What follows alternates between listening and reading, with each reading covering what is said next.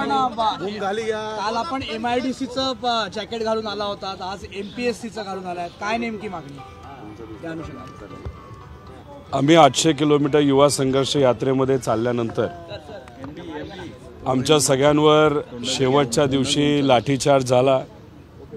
आम्ही युवांचेच प्रश्न घेऊन चाललो होतो आणि लाठीचार्ज झाल्यानंतर बराच काळ गेल्यानंतर आदरणीय मुख्यमंत्री साहेबांनी आम्हाला वेळ दिला।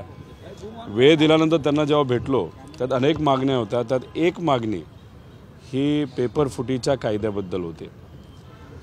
आमचं सगळ्यांचं मत होतं की जो कायदा इतर राज्यामध्ये आहे, त्याच्यामध्ये राजस्थान असेल, तसंच जिथं उत्तराखंड म्हणजे BJPचं सरकार आहे, तर तिथं तुम्ही जाऊन लगेच त्याचा अभ्यास करून, जसं शक्ती कायद्याला आंध्राला जाऊन अनिल देशमुख साहेब आणि कमिटीने 15 दिवसामध्ये शक्ती कायदा आणला, तसं तुम्ही पेपर फुटीच्या बद्दलसुद्धा उशीर न करता, नाहीतर नुसती म्हणतो ना आपण की एक मेकअप केल्यासारखं की आम्ही 3 महिन्यात रिपोर्ट करू, अभ्यास करू, कारण का भाजपच्या नेत्यांचा अभ्यास कधीच संपत नाही, तो कंटिन्यूस राहतो। आमची विनंती होती की डायरेक्ट तुम्ही कायद्याचा अभ्यास करा, कडक कायदा आणा आणि हे जे काही 3-4 महिन्यात तुम्ही करू नका। काल त्यांनी कुठेतरी वेळखाऊपणा केला आहे। खरं तर मुख्यमंत्री साहेबांनी सांगितलं होतं की लगेचच आम्ही काहीतरी कारवाई करू, पण अशी कारवाई जर ते करत असतील तर हे फसवेगिरी आहे। त्यामुळे आदरणीय मुख्यमंत्री साहेबांना मी परत विनंती करतो, उत्तराखंड इथं BJPचं सरकार आहे, राजस्थानमध्ये आता BJPचं सरकार आहे आणि तिकडं दोन्हीकडे पेपर फुटीच्याबद्दल कायदा आहे। पुढच्या 10-15 दिवसामध्ये हा कायदा आपल्या महाराष्ट्रामध्ये आला पाहिजे। अभ्यास समितीची जरूरत नाही। त्यामुळे वेळखाऊपणा न करता खऱ्या अर्थाने पेपर फुटीचा कायदा हा आपल्या महाराष्ट्रामध्ये पुढच्या 10 दिवसामध्ये आला पाहिजे आणि कुठलीही एक्झाम ही पेपर फुटीच्या कायद्याशिवाय या महाराष्ट्रामध्ये घेतली नाही गेली पाहिजे। नाहीतर जो काय भ्रष्टाचार आज स्पर्धा परीक्षा असेल, नाहीतर भरतीच्या बाबतीत होतोय, तो अजून मोठ्या प्रमाणात केला जाईल। त्यामुळे लवकरात लवकर पुढच्या 10 दिवसामध्ये कुठेही टाइमपास न करता हा कायदा आपल्या महाराष्ट्रामध्ये आणला गेला पाहिजे। याच्यासाठीच आणि MPSC आणि स्पर्धा परीक्षेचे मुद्दे हे कुठेतरी फोकसमध्ये यावेत, यासाठी तुम्ही म्हणलं तसं हे जॅकेट मी घातलेलं आहे। युवांच्या प्रश्नांना घेऊन तुम्ही नागपूरपर्यंत आलात, तुमचे जे प्रश्न होते त्यालाच दुजोरा मिळेल अशा पद्धतीचं वक्तव्य काल विधान परिषदेमध्ये सुरेश दस यांनी केलं। बीडमध्ये जी दंगल झाली, जी जाळपोळ झाली होती, त्याच्यामध्ये 18 ते 21 या वयोगटातील मुलांचा समावेश होता।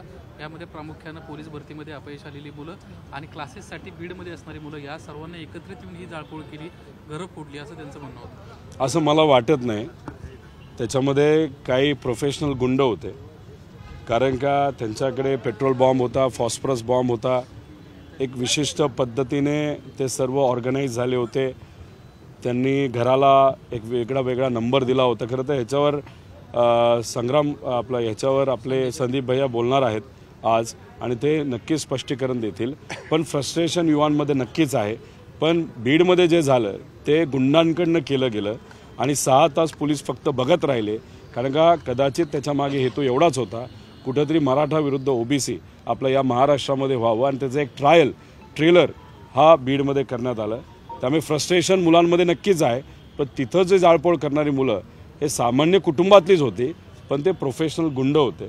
त्यामुळे कुठेही दिशाभूल करू नये असं माझ्यासारखेचं मत आहे। मराठा समाजाला राजकीय आरक्षण नको, त्यांना शिक्षणात आणि नोकरीतच आरक्षण दिलं गेलं पाहिजे, असं देखील काल त्यांना स्पष्ट केलं। नाही, आम्ही सर्वजण त्याच्यासाठीच लढतोय की मराठा समाजाला हे आरक्षण मिळालं पाहिजे। त्याच्यामध्ये आपण जर बघितलं तर ते शिक्षणामध्ये असावं, नोकरीमध्ये असावं, हाच मुद्दा घेऊन प्रत्येक आमदार लढत आहे, त्यात वेगळं काही नाही।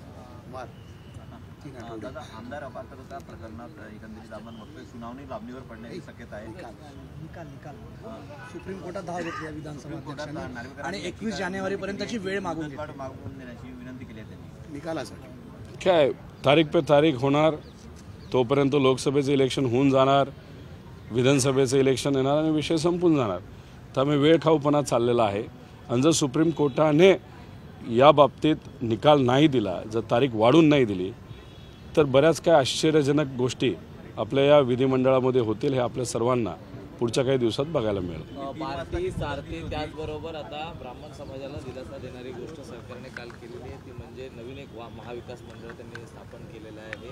कसं आता या महाविकास मंडळाकडे परशुराम महाविकास मंडळाची स्थापना काल मुख्यमंत्र्यांनी घोषणा केली। खरं तर अमृत अशी संस्था होती आणि अमृत संस्थेलाच ताकद दिली असती तर हा विषय संपला असता। पण हरकत नाही, जर आपण वेगळंच एखादं मंडळ काढलं असेल तर चांगली गोष्ट आहे, त्यात वेगळं काही नाही. पण तुम्ही मंडळं काढता, याच्या आधीसुद्धा बजेटमध्ये चर्चा करत असताना 12 बलुतेदारांना लक्ष केंद्रित ठेवून वेगळे मंडळं काढले, पण त्याला ₹1 निधी दिला नाही. भाषण करण्यासाठी तुम्ही मंडळं काढता का राजकीय पुनर्वसन तुमच्या काही आमदारांचं व्हावं त्यासाठी मंडळं काढता का सामान्य लोकांना मदत व्हावी यासाठी मंडळं काढता? हे कुठंतरी विचार करण्याची गोष्ट आहे. आमचं मत आहे की सामान्य लोकांना फायदा व्हावा, पण इथं होतं असं, भाषण सुंदर होतं, मंडळं काढली जातात, ₹1 तिथं दिला जात नाही, फक्त राजकीय पुनर्वसन केलं जातं. त्या आमदाराला असं वाटतं की अरे वा मला मंडळ दिलं, अरे पण पैसेच नसतील तर गरिबाची मदत तुम्ही कशी करणार आहात? त्यामुळे कसं आहे, BJPची ती खासियत आहे, आपलं गोल भाषण करायचं, गुंडाळत ठेवायचं, खोटेपणा पुढं आणायचा आणि कुठेही मदत करायची नाही. धनगर समाजाच्या बाबतीत तेच झालं. मेंढपाळ समाजाला आम्ही हे देऊ ते देऊ, मोठी योजना आखली गेली, निधी एवढ्या मोठ्या प्रमाणात देऊ, पण ₹1 निधी त्याच्यामध्ये दिला नाही आणि कुठेही सामान्य धनगर समाजाच्या एखाद्या युवाला नाही तर मेंढपाळाला मदत तिथं झाली नाही. त्यामुळे भाजपची ती खासियत आहे की फक्त भाषण करण्यासाठी काही मुद्दे घ्यायचे, पण खऱ्या अर्थाने सामान्य लोकांना मदत करायची नाही. राम शिंदेना तुम्ही 3 वाजतापर्यंतची मुदत दिली होती चर्चेसाठी यावं, त्यांनी आव्हान स्वीकारलेलं दिसत नाही आता. ते कसे स्वीकारणार?